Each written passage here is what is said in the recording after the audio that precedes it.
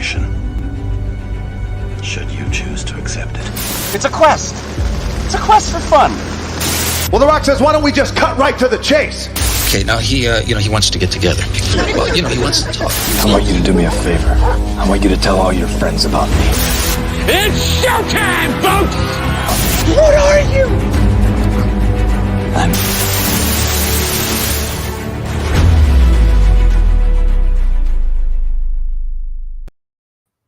Greetings and salutations. Welcome to And I Quote, the weekly show where we introduce you to content creators of all shapes and sizes that join us from any and all corners of the nerd universe, and we take your questions. I am your host, Ryan, and our guest this week is writer, editor, and co-founder of Crazy A Press. Please welcome Robert Greenberger. Robert, welcome to the program. How are you? I'm fine, Ryan. How about yourself? Doing well, doing well. Thank you so much for being with us. Now, if you have any questions for Robert Greenberger during any part of this show, let us know in the live chat. Let us know in the comments. The producer is going to be monitoring it as we go throughout the course of the show. But and also make sure you're sharing this video with all 200 of your closest friends. They're going to like the way they look after watching or listening to this episode of And I Quote. I guarantee it. To kick things off, Bob, what would you say were some of your favorite books or writers growing up? You know, I get this question a lot, and as a kid, and even to this day, I'm an omnivorous reader. So I'm always reading the next book by an author I've enjoyed or trying some new author and all. So there are very few books I go back and reread over time. If anything, I'm actually rereading stuff I read in school as a kid that I hated and figuring out, all right, I'm older now, maybe I like it. And sure enough, that's been happening. But the favorite writers growing up, classic SF people, Isaac Asimov, Harlan Ellison are two of the most beloved from my early reading days. All right. Good ones. No question about it. Also, when did you decide to become a writer? Early on. It's kind of amusing looking back at it, but when I was 6 years old and I was stuck in bed with bronchitis, my mother brought me a Superman comic. And I was captivated by comic books. It was my first real exposure to them. And I found the George Reeves reruns on WPIX in New York. And as much as I enjoyed Superman breaking through walls and bullets bouncing off him, I really thought being a reporter at the Daily Planet looked cool. And that set me on a course to being a writer. Wow. Yeah, so I was fascinated by that. I've always found reporters interesting. Some of the TV shows through the 60s and 70s. A favorite was The Name of the Game about a publishing company. And then Lou Grant in the 1970s, spinning off from the Mary Tyler Moore Show. Mm-hmm. But I was, starting to write for my junior high school newspaper and just haven't stopped. Oh, that is truly amazing. And coming from someone who's also a Superman fan, I am a fan. It's my favorite superhero character. It's my favorite fictional character, purely of all time. Very good one. I want to thank those of you chiming in here. Ivy Lopez has a question for you here, Bob. She asks, how do you get out of your own head when you're experiencing something known as writer's block? I would like to argue that there is no such thing. It really is you're stuck on a story point, and I take the dog for a walk usually, and I just let my mind wander. And it's interesting in the shower or walking the dog where I'm not really focused on anything. My mind seems to be processing.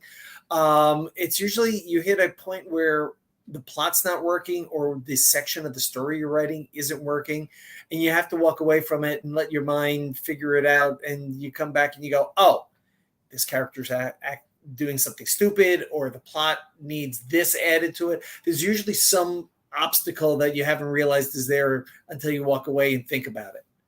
It could take an hour, it could take a day, but usually you can solve these things. Oh, well, there you go. Thank you so much for the question, Ivy. Thank you so much for being with us as well. If you got any more questions, let us know in the live chat. We'll take them as they come in. What would you say are some of the biggest rewards about being a writer? Well, nothing beats getting a box and opening it up to hold the printed finished book in your hand and your name's on it, and it's going to be remaindered in used bookstores for the rest of my life.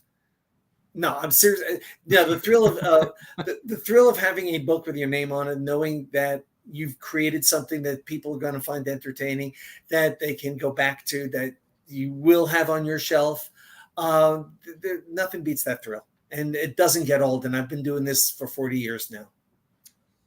Oh, well, there you go. Thank you for answering that. Once again, we're talking with Robert Greenberger, writer and editor and co-founder of Crazy 8 Press here on And I Quote. Make sure you're sharing this with all 300 of your closest friends. You're going to like the way they look after watching this video. I guarantee it. On the flip side of the coin, though, here, Bob, what would you say are some of the biggest challenges about being a writer? I would say that one of the biggest challenges for me is I've got a day job. I'm a teacher.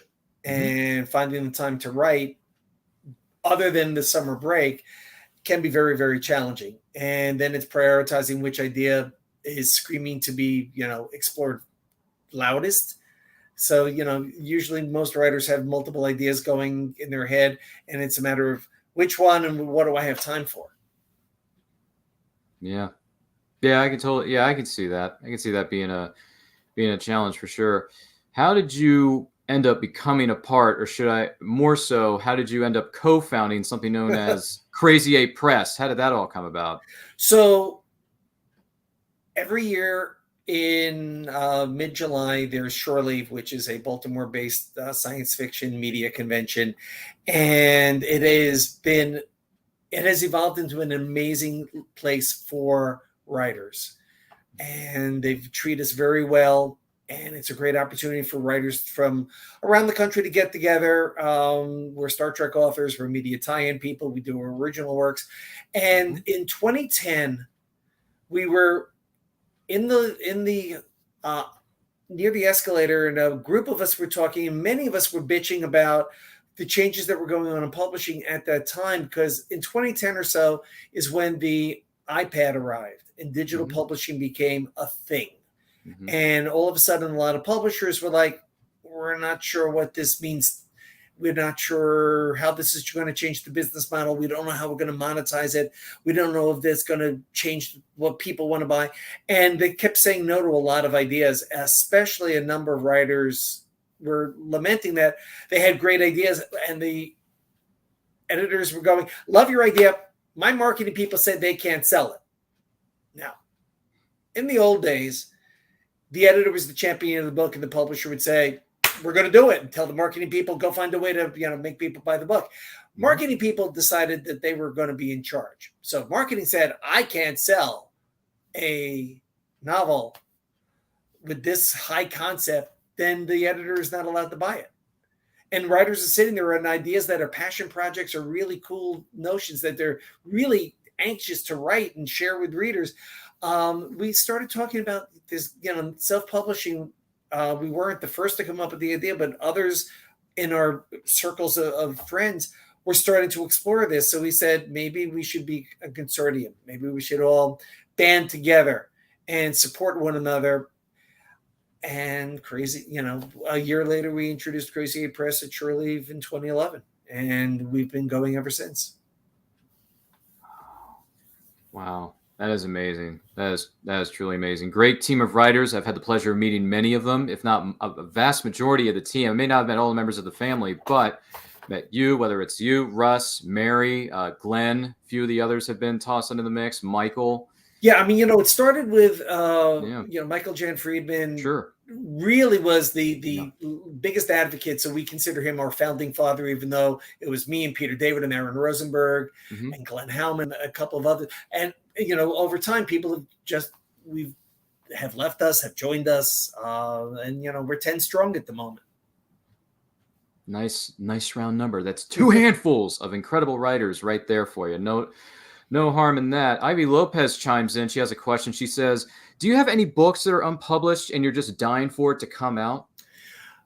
I've got 2 or 3 short stories I had written for publications that went out of business or never got their funding before I was able to, get that into print. But finished manuscripts, no, I don't. I've got some half-finished outlines. I've got outlines for some works. These are some of those passion projects I would like to find the time to get back to.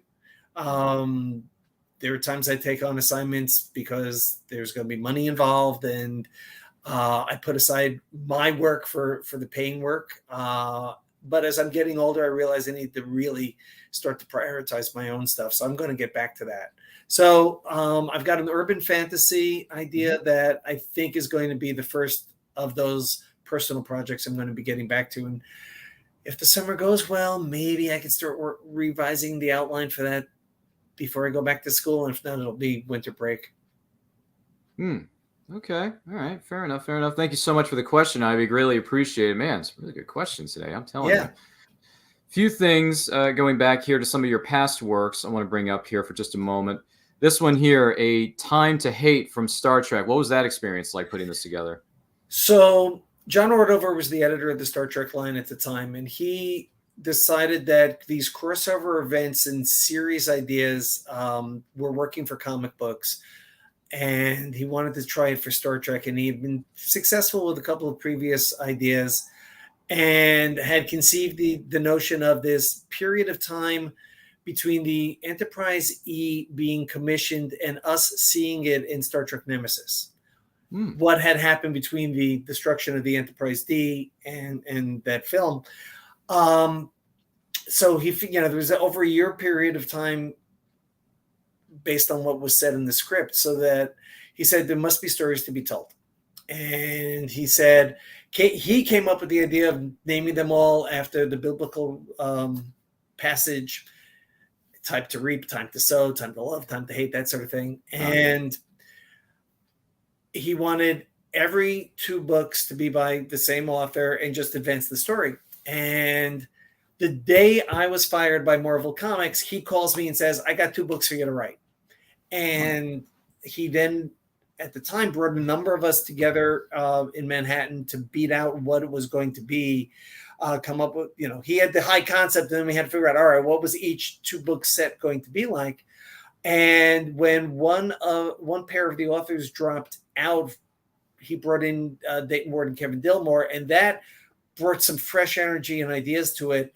But as the later books were getting developed, it was Keith DeCandido, David Mack, and myself who were meeting every Wednesday for lunch with a group of friends, but we would sit in a corner and just continue to evolve what our characters were doing and setting up what each of us was doing. I was the middle 2 books 5 and 6. So that meant we needed something significant to happen to move us into the second half. And we decided that we were going to kill Riker's father and have the 2 of them get engaged, because in Nemesis, the marriage has just happened. So we needed to, figure out where that came from. My goodness, a lot of putting pieces together, maneuvering around certain things and elements to make sure the story, lands, does well, and things of that nature. Man, my goodness gracious, that is some incredible stuff. Do not get me wrong. Once again, Ivy chiming in with another one here. Another question for you, Bob. Do you sit with young, ambitious writers, and have you, mentored anyone throughout your career? Good question, Ivy. Crazy 8 Press does writers' workshops at Shore Leave every summer, usually for the younger teen writers, while Howard Weinstein has always done the adult version of this writers' workshops, usually 2-3 hours on a Saturday afternoon. That has fallen to the wayside, and we've been asked if Crazy 8 Press would be doing more writers' workshops this summer. I don't think we've had that conversation and settled on that yet, but certainly through Crazy 8 Press, we've done that. I've certainly sat with people at conventions. I found people, who reach out online. So, I try and help as much as I can. I have not fully mentored anybody over an extended period of time. Doesn't mean it can't happen. It just isn't something I either have found the right person or the right time. So I guess it's possible. Oh, there you go. But I do like to sit with the young, ambitious writers. I've been doing this since I was editing at DC Comics in the 1980s, where we would look at portfolio reviews at conventions, or I would sit and talk to writers at the DC Comics booth. That has always been a huge part of the convention experience for me when I'm there representing a company or myself. And I certainly try and make myself available to help people, because there were those who helped me. And I do believe in paying it forward. Never hurts with the rule of two. Always two, no more, no less. A master and an apprentice. Okay. Sorry, that's going back to my Star Wars quotes. I digress. It's quite okay. I get it. Thank you. I grew up. Now, here's the thing. I may have grown up on the wars, but not the Trek. But during the lockdown, I became a Star Trek fan. So you can like both. I've always liked both. There's no reason, it's like I like chocolate and vanilla. I mean, I like both Star Wars and Star Trek for different reasons. I don't think there's a problem with that. Keisha says, hello, beautiful people. Keisha Acuff is an artist. She is a wonderful person and a human being. Keisha, so good to see you. Hi. Ivy, once again. And by the way, Ivy, you're kind of jumping ahead of me with some of these questions. You're if anyone's going to get a gold star in the classroom today, it's probably going to be Ivy. What's your advice for an aspiring writer, Bob? That's the question on the table. Okay. Ivy, the answer to that is going to sound trite, but writers will write. Writers need to sit and work on their craft with great regularity. Is it every day? Is it, a couple times a week? Whatever fits your schedule, but you have to stay writing. And you need to then finish what you write. At the Howard Weinstein Writers Workshops, there was a woman who was working on a book, and every summer we would see her and she kept telling us she was working on the book. And finally we looked at her and said, when are you going to finish this book? And she never did. She couldn't get out of her head, or she couldn't find the way to bring it to a satisfying conclusion. But you have to finish your story. You have to finish your novel or your poem or your song. You have to finish. And then either sell it or put it aside and start the next one. But if you're going to polish and repolish the same story over and over again, you'll get nowhere. There you go. Great pieces of advice. Great question once again by everyone here in the chat, including Ivy as well. Once again, we're talking with Robert Greenberger, writer, editor, and co-founder of Crazy 8 Press. Here on this episode of And I Quote, make sure you're liking and sharing this with all 400 of your closest friends. You're going to like the way you look after watching or listening to this episode. I noticed the number keeps going up with every repetition of that. I'm trying to be positive and optimistic. That's what I do when I say these certain words and phrases. So that's what I do the best with what I have here. Ivy's got another one. Any chance you are going to be at NYCC, New York Comic Con? The last couple of years I've been at the convention because my publisher at the time, Chronicle Books, was bringing me out to promote the 100 Greatest Moments books I had been doing about the DC superheroes and villains. It is not likely, because that series has now come to an end. 5 books instead of 6. That was their choice. And it's expensive to come up to New York and to stay over. And they, certainly getting table space is complicated. Not likelihood, but that doesn't mean, you can't be in touch away from a convention, because it sounds like you've got more questions. Yeah, that's true. She may have more questions as we go further into this episode. Do not get me wrong. You mentioned something about a series you were working on, focusing on DC characters. 100 Greatest Moments. This one features The Flash. So how many books are in this series, and what was it like putting these installments together? DC Comics had recommended me to Chronicle Books, and they knew I have a walking encyclopedic knowledge of most of the DC history. So they came to me with the high concept of 100 Greatest Moments, and we're going to start with the Justice League, and then we're going to do more. It was a 3-book contract, so it was going to be the Justice League, superheroines, and supervillains. And those 3 sold well enough. They did another contract for 3 with DC, and they wanted Batman, Flash, and then a 6th book. And they kept changing their mind what the 6th book was going to be. And then COVID hit, and then sales got soft, and they said, we're not going to do the 6th book. So in that case, the first thing I did was, you tell me the 100 Greatest Moments of the Justice League. Well, I started writing a list from the top of my head from having read the book, since 1964 going forward. And then I turned to people I used to work with who used to write the Justice League. And I said, Marv Wolfman, Steve Englehart, Jerry Conway, what are the moments that stand out to you from your time on the book, or when you were reading the book before you took over writing it? And they came up with some ideas. And then I did the research. I went, started flipping through the books. I came up with the moments, and then I figured out how to organize them, and then pitched it to DC and Chronicle. And I said, "Here's how I'd like to organize it. Here are the moments." I gave them 100 moments with 20 in my hip pocket, and when they said no, not that. And then some of them, sometimes they would say, "Well, it's a little too much from this era. Can you come up with the other elements from a different time period so that it covers the full 60 years of the Justice League?" And I said, "Sure." Wow. My goodness. That is picking 100 greatest moments from all that history, focusing on certain characters or teams of characters. That's a lot. Like, that sounds like a lot, like a ton of research and a ton of putting pieces together, because that's a large timeline. Well, like I said, the first thing I did is sit down and write the things that immediately come to mind, because if it comes to my mind, it's likely to come to other people's minds. So those are going to be the most popular. Then it's a matter of the research to jog my memory. Oh, I forgot about this really cool story, and this moment for the team or the character. And they fought the Royal Flush Gang a million times. So is there one particular story that stands out as the best Royal Flush Gang story? And was there a great moment in that? Or the time, it was silly, but the time Wonder Woman tried to dress up like the other Justice Leaguers, all of whom were dressing up as Green Arrow because he was being targeted for murder. And she looks in the mirror and goes, "Nah, I can't pull it off."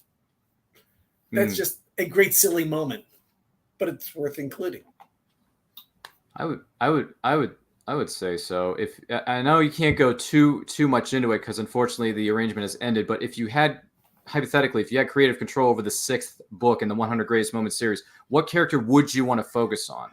Well, having done all these others, I mean, arguably Superman and Wonder Woman are the two that deserve their own book. I mean, you gave Wonder Woman a big section of the superheroines book because we thought we were only going to do the 3. But she, either Superman or Wonder Woman. There were certainly other teams that we could do. Green Lantern Corps comes to mind. But no one asked me. I'm sorry to hear that that it came to an end, because I enjoyed reading those books. I read the Justice League one, the Batman one. I enjoyed that. Yeah, going back. Back in 2008 or so, Random House had commissioned DC for the essential encyclopedias of Superman, Batman, and Wonder Woman, and right around the time the Superman volume was about to be completed, the Green Lantern movie was forthcoming for 2011. And I said, that's the next book. You really should do a 4th book in Green Lantern, without realizing the movie was going to be a turkey.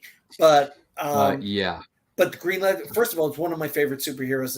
It's the one DC title I always wanted to edit and never had a shot at. So I thought, here's my chance. I can do the encyclopedia, but Random House and DC said nope.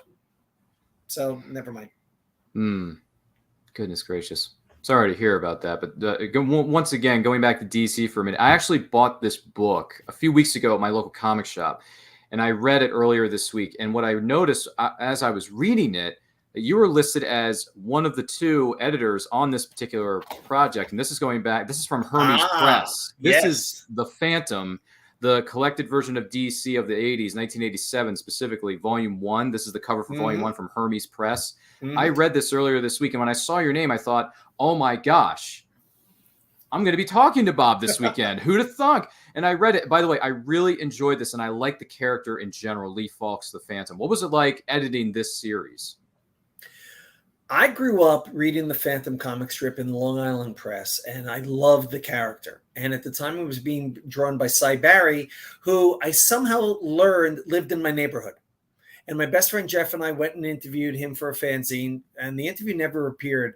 But when I created a comic scene for Starlog Press in 1981, I said, well, here's my chance to finally get that interview into print. And I had my friend Jeff go back and re-interview Cy because time had passed. And I did that interview with him in issue number 1.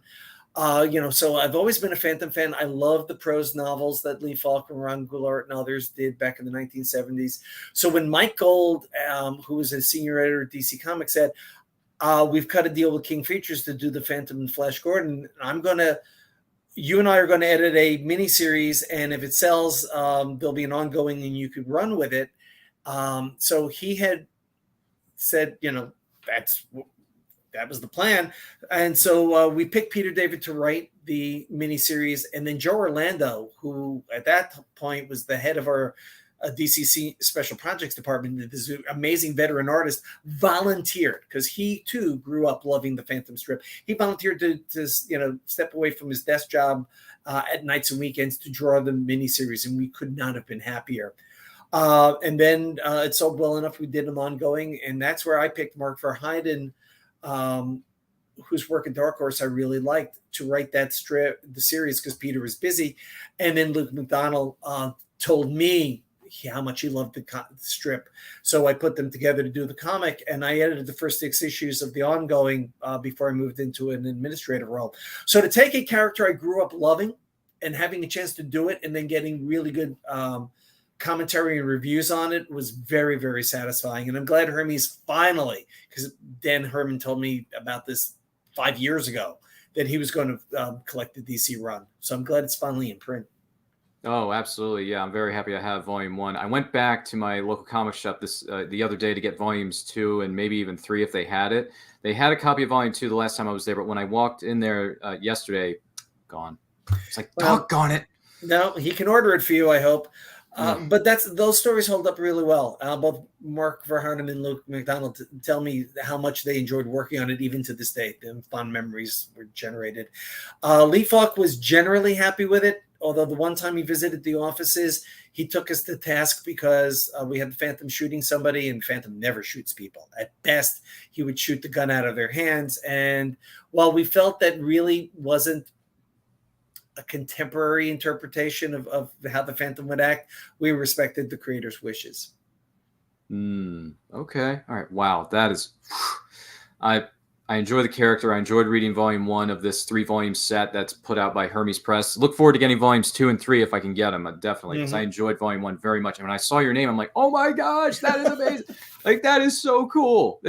Yeah, there was a lot of fun doing the Phantom, again, because it was a strip I grew up on. And then Flash Gordon was going to be a 9-part miniseries. There wasn't necessarily talk of going beyond that, but sales warranted it. And there's one where Mike started it, said, "Yeah, I'm done with this now," and had me finish it for him. And that was fun doing with Dan Jurgens, because he was writing and penciling it. And that's where I was mostly a cheerleader, just making sure the book came out on time and letting Dan run with it. That is amazing. Thank you. Thank you so much for being a part of that, because I enjoyed reading it. It was just pure adventure. It was, just pure fun. And also it went back, and not to give away too many spoilers for those of you who haven't had a chance to read this incredible series from the DC run of 1987 with the Phantom. They did a bit of a focusing on the present, but also doing flashbacks to past Phantoms, because there's been like 21 of them. Well, that was what the strip's always done that. Yeah, but to actually read it, because I only grew up watching the Billy Zane movie from 1996, which is underrated.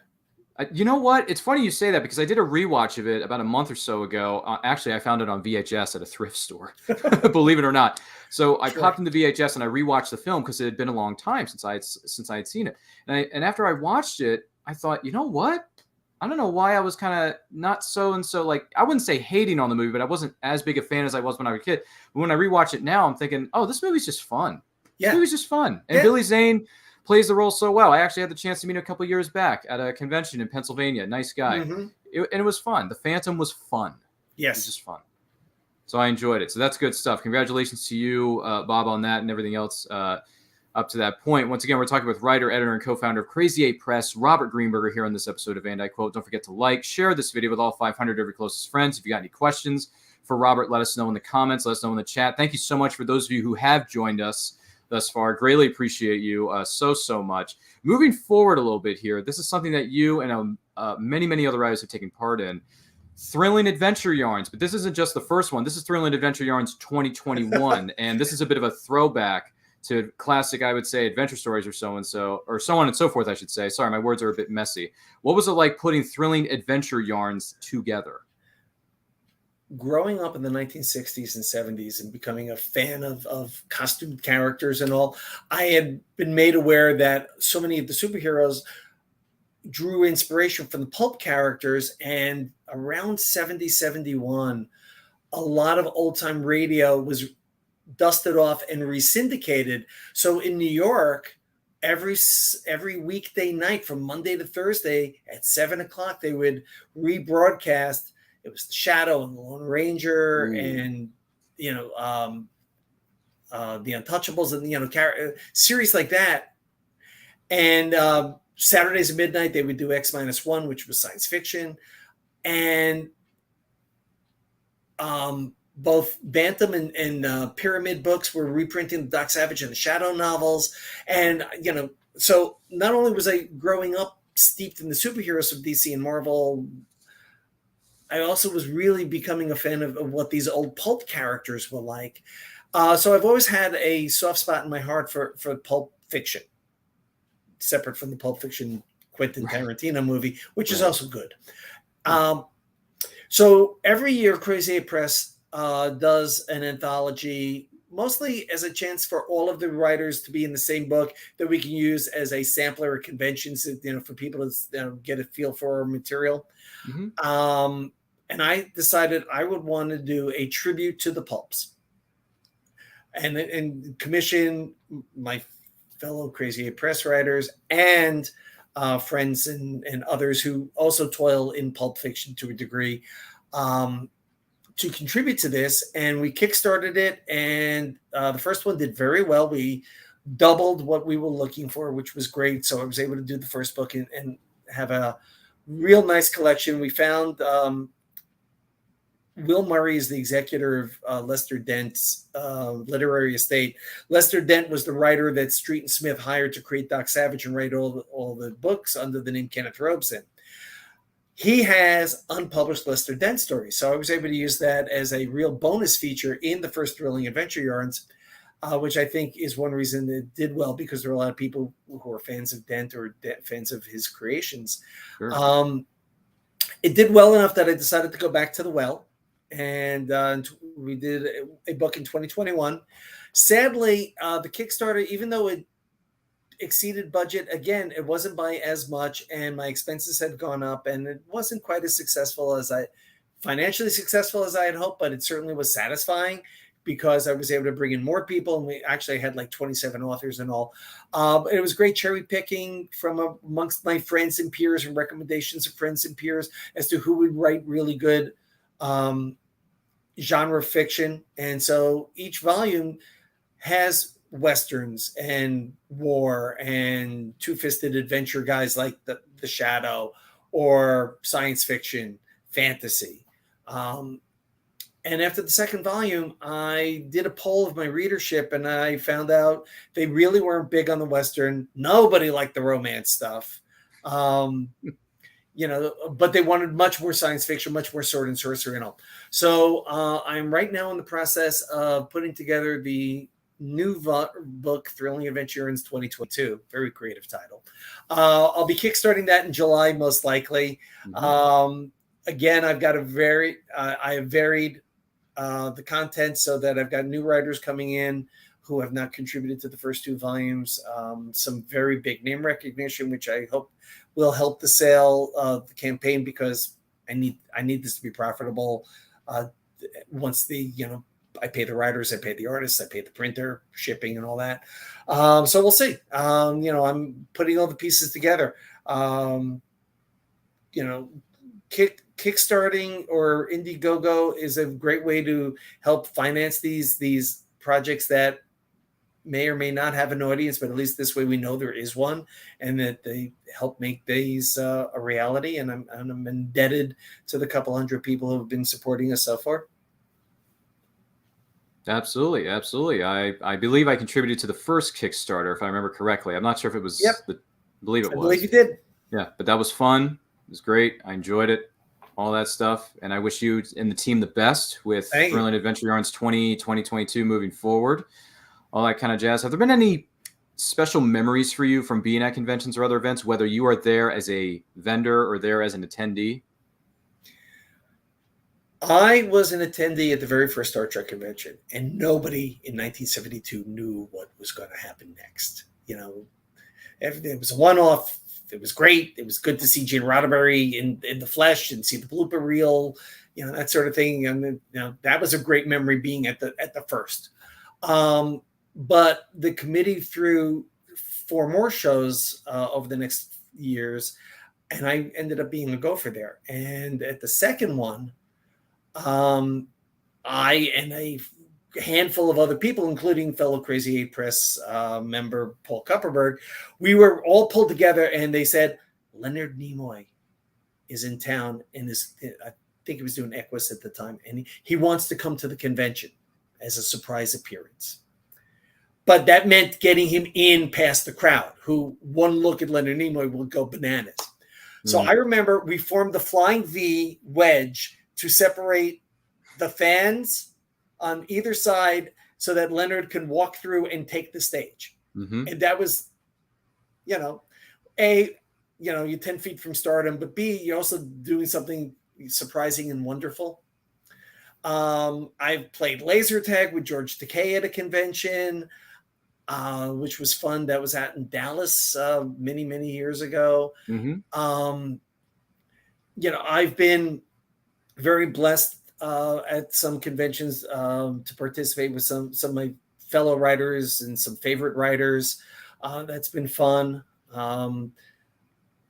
At Shore Leave over the last decade plus, maybe, I've played MC and introduced most of the media guests.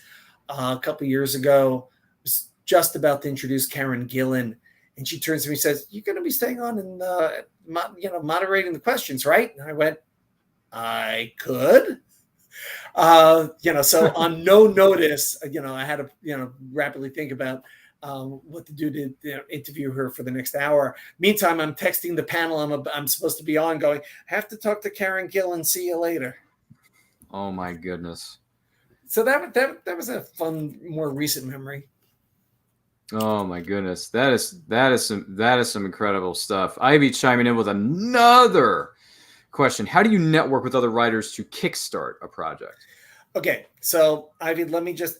Are you saying do a kickstarting campaign, or do you mean kickstart in the traditional sense of getting a project off the ground?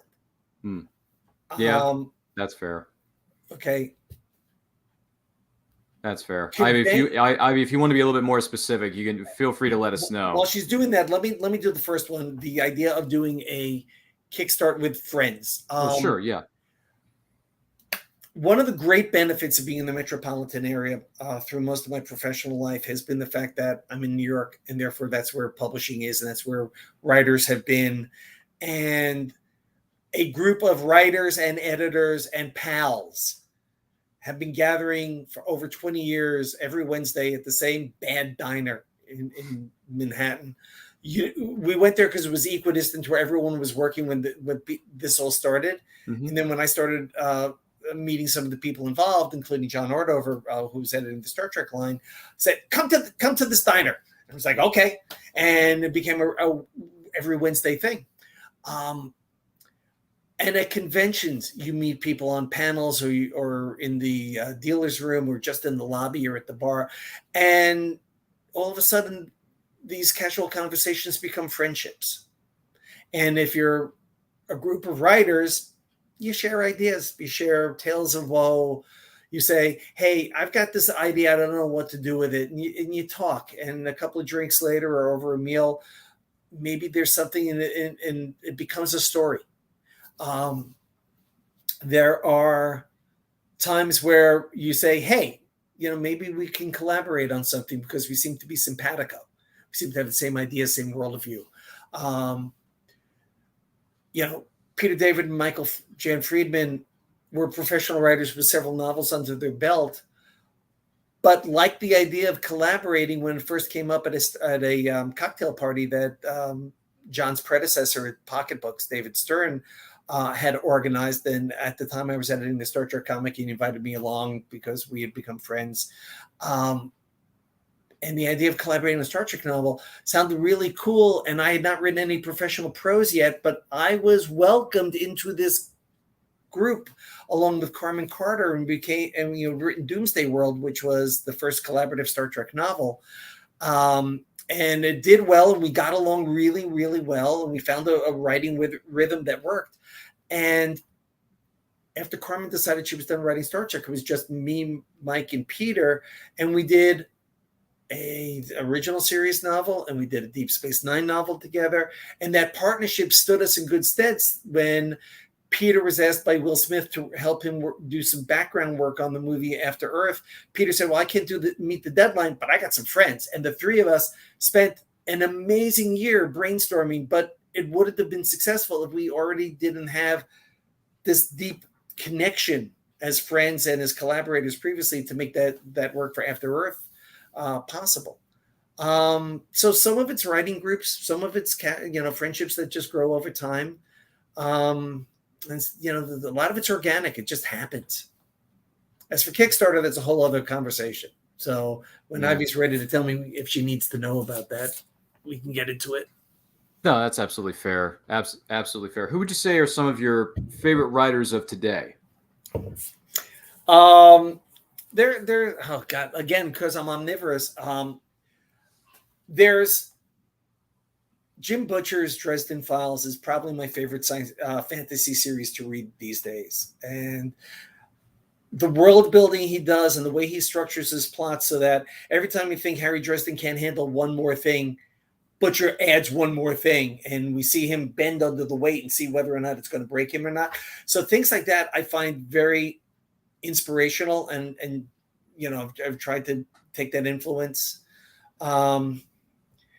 For sometimes, you read a writer for the first time and you just fall in love with language. There's a Irish writer by the name of Niall, I think it's Williams. He wrote a novel a few years back called This Is Happiness. And my wife had read it and said, here, read the first chapter and see what you think. And there's so little that happens in the story, but he fills 300 pages with some beautiful language and scenery and dialogue. So it's there, you really enjoy the writing. Oh shoot, the other Irish writer who writes Tara French's mysteries I enjoy very much as well. Oh, there you go. Absolutely. No, sounds like some good ones. May have to check out some of their works for sure. No, what am I trying to say here? No question about it. That's where I was going with that. Gee willikers, what's wrong with my words? They're all over the place today. Why? I never understood that. But jeez. Well, I do want to let you know that this episode and every episode of, and I quote, I should say, to be a little bit more specific, is indeed powered by Poddex. Now, Poddex are the hottest new tool for podcasters looking to have more meaningful conversations or simply gamify their podcasts. All you do is shuffle up the cards. You ask a question, you let the content roll. Get yours today at poddex.com. Use the promo code Ryan10. That's RYAN10, Ryan10 for 10% off your order. You're not going to want to miss out on that opportunity. So the first one out of the gate here, what or who has made the biggest impression on your life within the last year, Bob? Oh, wow. That's a great question. What or who's made the last year? Within the last year, yeah. Huh.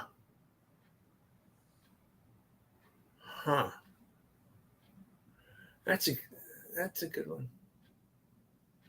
I'm going to answer this as a teacher. There's a woman named Betsy Potash who runs a Facebook page for English teachers. So you have to be an English teacher, and it's a private group and all. But she moderates that as well as has podcasts and has created resources. So as a teacher, she's had a lot of influence on what I've been able to bring to my English classroom. Boom. Mic drop. There you go. Absolutely. Great answer. What book do you think should be mandatory for everyone on the planet to read? Oh man, you're asking me to pick a book for 7 billion people to all read, considering how many different worldviews are involved. That is true. Yikes. I could be really flip and say Good Night Moon, simply because it is a simple, gentle little story that is universal in its appeal to get kids to go to sleep. And it's very simple, and it's got a nice little rhythm going for it. And that's one that 7 billion people could probably all agree on and identify with, because it's not religious, it's not racist, it's not feminist, it's not masculine, it's not, Democrat or Republican. It's about go to sleep. I'm going to stick with that answer until something better comes along. It's okay. It's okay. Good Night Moon. I remember having that as a child, having someone read that to me as a child. It's okay. It's all good. It's a good pick too. There's nothing wrong with that either. And by the way, if you have thoughts on this, if you're watching or listening to this episode, let us know in the chat. Let us know in the comments who or what has made a big impression within the last year, or what is a book you think everyone should take a chance on and read, and that sort of thing. You know what I mean? Oh, G. Willikers, Ivy Lopez, you and your statements or questions. She says, my favorite teacher is Mr. Cyrus because I used to be the kid who didn't like reading. Now I love reading and writing. I just need a mentor. Just dropping the idea. Ding. I hear it. You sure Ivy's not the only one watching? I mean, her name as well as a few others have shown up here in the comment section. Don't get me wrong. No, I'm kidding. It's all good. And by the way, Ivy Lopez says, thank you for your service as a teacher, Bob. You're more than welcome. In my classroom, I recognize that my students are told what to do 8 hours every day. Mm-hmm. Go to this class, do this work that their teacher has assigned to them, and they don't really have a lot to say. Mm-hmm. I had gone to a professional development session at a meeting where we were talking about the value of independent reading. Mm-hmm. And I have, for the last 4 years now, I've had in my classroom 10 minutes to hopefully 3 times a week, 10 minutes. It's timed on my screen, on my screen in the classroom. And the student may read anything they want, as long as it is not a textbook for class or required reading for class. And it has to be age appropriate. After that, it could be Sports Illustrated. It could be Mein Kampf. It could be the Bible. It could be, anything of their choice. And I've been building up a classroom library of fiction, classics, graphic novels, YA books, and all.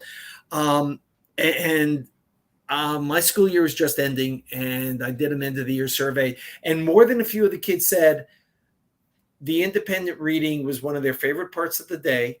Mm-hmm. And it was also, they thought they didn't like to read until they found something that engaged them.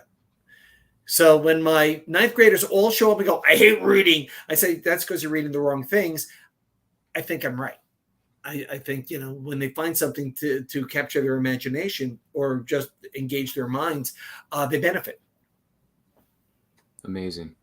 Absolutely amazing. That's great ideas. Great stuff. Incredible stuff. Definitely keep on keeping on is what we're trying to say here. Then, gee whiz. What is the nicest thing a stranger has ever done for you?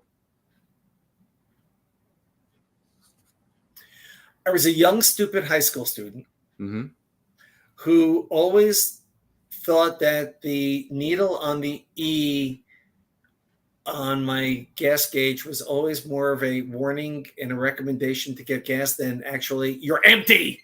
Mm-hmm. And I once absolutely ran out of gas, nowhere near a gas station, and a stranger pulled up behind me, and he had, if memory serves me, he had a spare gallon of gas in a can, but we didn't have a funnel. And he walked underaged me into a bar to borrow or to buy a bunch of plastic cups. And as the gasoline is eating through the plastic, we're getting enough gas into my car just so I could start it and get to a gas station to fill up. So that random act of kindness has always stayed with me. And I have pulled over for for other stranded drivers in the past. I've tried to pay it forward in other acts of kindness. But that always has stayed with me. Great story. Great story. 100%. That's definitely a good one for sure. What brand or product do you buy because you feel it is trustworthy? Fruit of the Loom underwear. You can go anywhere you want with this question. Trustworthy, with like so many of these brands, have not betrayed my trust through the years. It's stuff you grow up on. So, it's Coca-Cola and. Yeah. Mm-hmm. Oh, you cut out there, Bob. You froze. You froze there for a moment. You're still frozen. Oh boy. Having a little bit of technical snafus here. Bob Greenberger seems to have frozen. Hopefully his setup will get back to normal as we go throughout the course of the show. But once again, I want to take this opportunity to remind you that we are speaking with Bob Greenberger, writer, editor, and co-founder of Crazy 8 Press here on And I Quote. Make sure you're... Oh, let's try this again, shall we? Oh, there you are. Sorry about that. I have no idea why the internet dropped here at home. No, that's okay. I was reminding folks that we are speaking with you here on And I Quote. And if you got any questions, let us know in the comments, let us know in the live chat. But yes, you are here. We can hear you. We can see you. And the question was, before you cut out there, was trustworthy products. Yeah. The question was, what brand or product do you buy because you feel it's trustworthy? That was the question on the table before you had your technical snafu. Yeah. So many, it's products you grow up on, that have withstood the test of time, so have never betrayed you in terms of, they've adulterated the content, they changed the formula, they've been involved in, some sort of illegal activity, it's peanut butter to Coca-Cola. Even Microsoft hasn't betrayed me. A lot of people consider them evil, but their software works just fine for me, even Windows 11. So I've got little to complain about. So there's some examples. Oh, there you go. Nothing wrong with that. And what does your typical Friday night look like? What do you think? I get home from school. I'm exhausted. My wife and I make a simple dinner. We plop on the couch and we watch TV for 2 or 3 hours and I go to sleep. It's really that exciting. Great. Woo. Yeah. That's Friday night party. Seriously. It's like we're both tired. We work hard all day and, not as young as I used to be. Yeah. Yeah. You need your rest. That is for certain. That is for certain. Do not get me wrong about that. One of the things that you and the team over there at Crazy 8 Press, as well as others moving forward, you got a current Kickstarter that's going on. I want to bring this up for just a moment. It's called Phenomenon's Season of Darkness. Tell us about this Kickstarter. Well, Michael Jan Friedman, our leading co-founder or guru behind it all, is this idea machine, and he did a shared world a couple of years ago that sustained 3 anthologies called Pangea, about imagining what if the supercontinent of Pangea never split into the 7 continents we know today, and what life would have been like. And we explored that in 3 books. He then came up with this idea of a shared superhero prose universe, and he had a basic idea and then threw it to me and Paul Kupperberg and said, okay, which other universes is this like, and which other universes is this not like? Because I really want to do something super heroic in prose. And we said, well, this is too much like that, and this is too much like the Ultraverse or the Marvel Universe, or Eclipse did this. And, so we kept, throwing things at him, and he kept refining it, and he finally came up with the premise for the Phenomenons. And he did the first volume that came out in January after kickstarting it in 2021. So I was able to contribute basically that universe's version of S.H.I.E.L.D., called the Cyber Engagement Division, the CED. Because being a shared universe, you're going to need characters that are going to help be the glue for it all. And I figured the CED would be a good element for that. Mike was so happy with the way it turned out. He wanted to get the second book up and running really quickly. So here we are. He decided on a 24, not I think it's 21 day, 3-week instead of 4-week Kickstarter. So here we are with 8 days to go. As you can see, we are at 4,700 out of the 85 he's looking to raise to pay the writers and print the book and be able to ship it to everybody. We had a lot of fun coming up with our characters, then finding similarities where our characters can cross over. So in my case, for the first book, Aaron Rosenberg's character, Black Hat, and Glenn Howman's Null entity and my CED all seem to have enough cyber connections that we decided to do a story where basically the Black Hat and the CED arrive at the same location, but for different reasons, and both were aided surreptitiously by this Null figure, which raises questions. CED is asking, being the government, who's this Black Hat person? Why do they have this technology that we don't have? And what was she doing there at this thing? And who's this Null who's helping us? Things like that. And so the 3 stories can be read separately, but they work great when you read them in sequence in the anthology. And we're trying to do more of that in the second one. Boom. And this looks really cool. The first one looks really cool. And you got a great team behind it. So I wish you the best with it moving forward. This is the Kickstarter. We took the liberty of putting the link to this Kickstarter campaign in the comments section of both the Facebook feed and the YouTube feed. So you can go back and click on that link. It'll take you to the Kickstarter page. Back the campaign. Support this young man known as Bob Greenberger and his wonderful team of people over there at Crazy 8 Press and so on and so forth. Because writing is fun. Stories are fun. And these stories are meant to be read. So let's give them as best support as we can give them. Thank you so much for that, Ryan. You're absolutely welcome. Or in some ways, this is where I learned from movies. Yeah. You're quite welcome. And Ivy cannot ask any more questions till she pledges. Ooh, there you go. That's the challenge that's been put on the table. It's on the table there, Ivy. It's up to you. You got to do.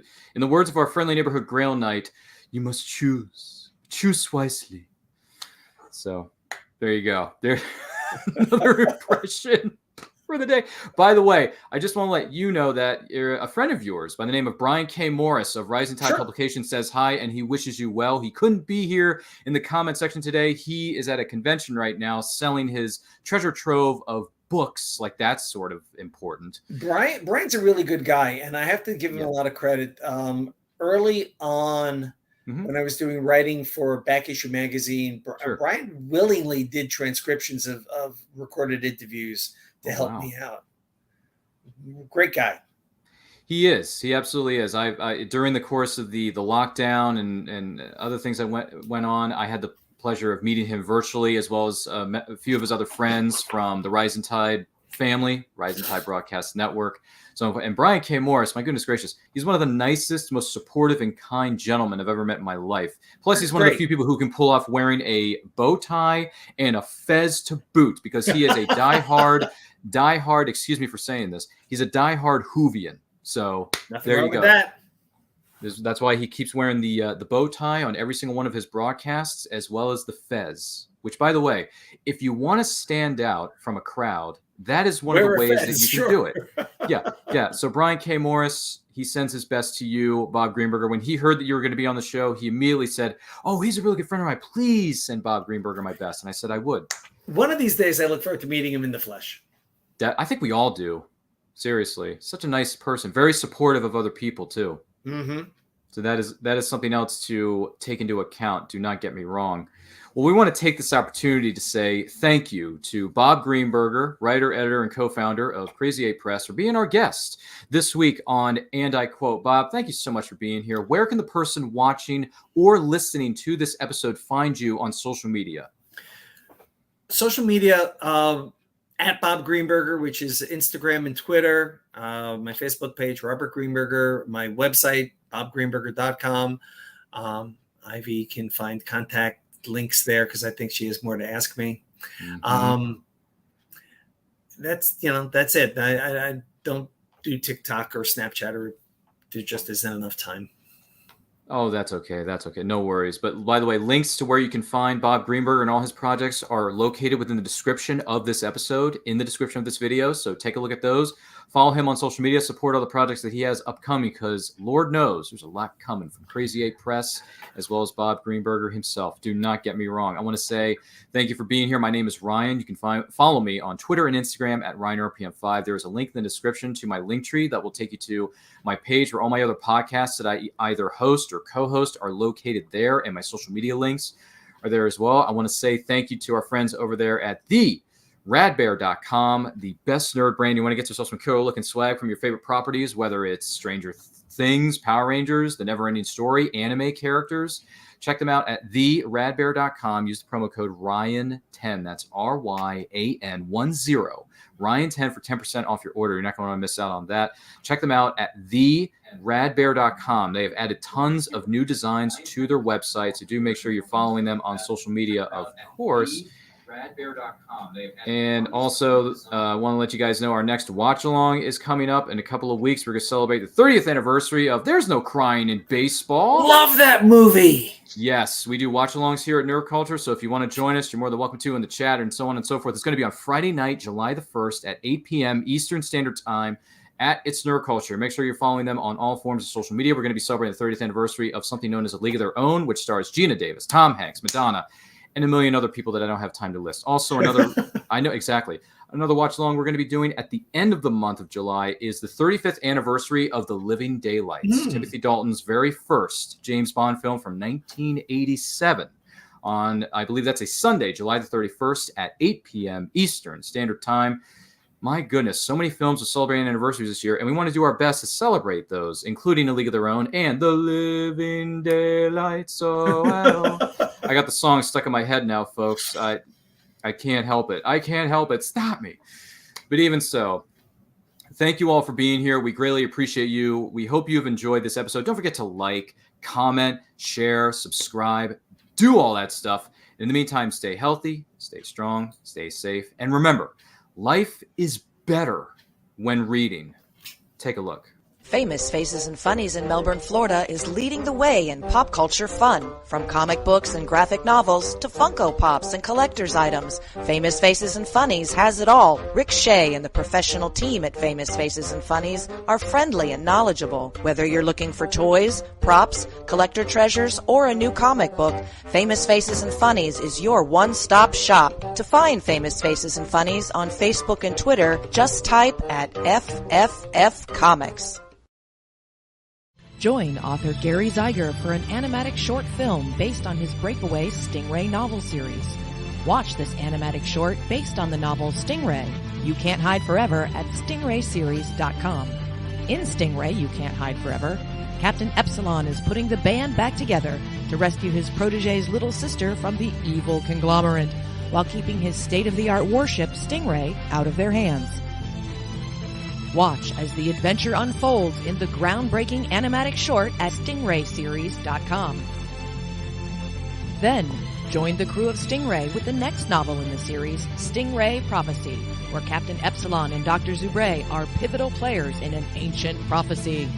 Can they reunite the people of two worlds before they destroy each other?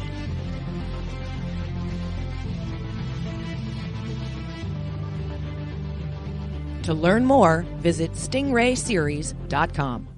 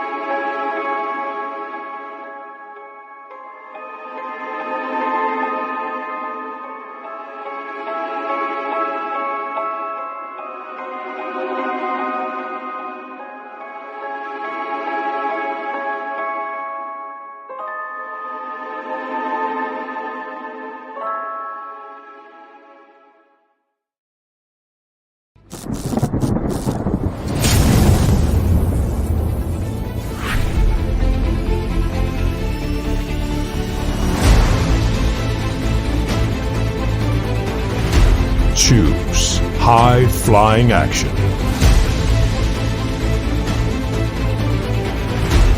Choose death-defying escapes.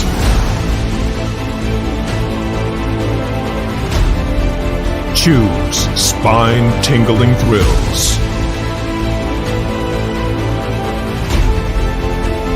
Choose nail-biting intrigue.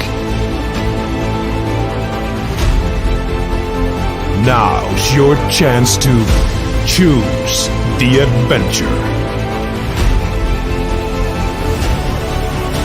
The Captain Hawkland Adventures. Available on Amazon.com. Author Cindy Kep is writing on the edge. Books include Remnant in the Stars, The Loudest Actions, Lines of Succession, Mindstorm,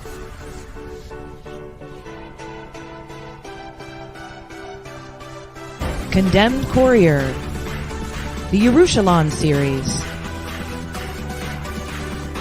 and Animal Eye. Find author Cindy Kep at CKOEPP.com today.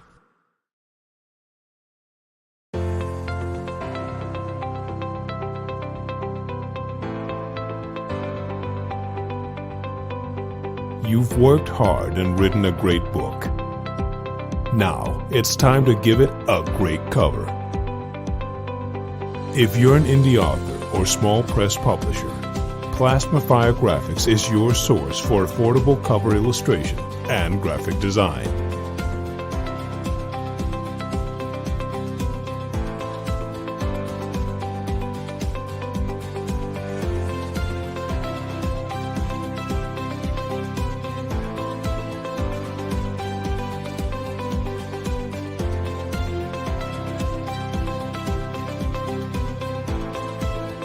Plasma Fire Graphics, when the look of your book matters to you.